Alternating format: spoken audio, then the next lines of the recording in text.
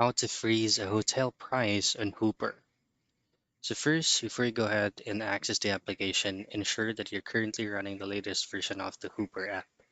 Just go into your Google Play Store and make sure that it is fully updated so you will not miss out any notifications or additional features that this application is offering.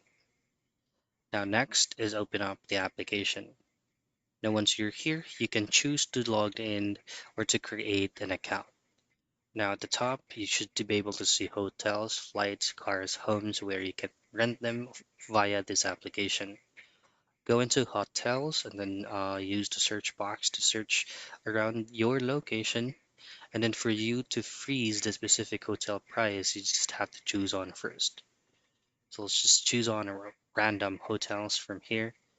Now, what you want to do next once you've chosen the hotel is just go into the view rooms. And then on the next page, you can go ahead and scroll down. And then under the nightly price, you should be able to use this feature that says hold price. Now take note that the specific feature is not going to be unlimited. You'll be given out a specific time for you to be able to decide whether you'll go with the hotel price or not. And that's basically it. That's how you freeze a hotel price on Hooper.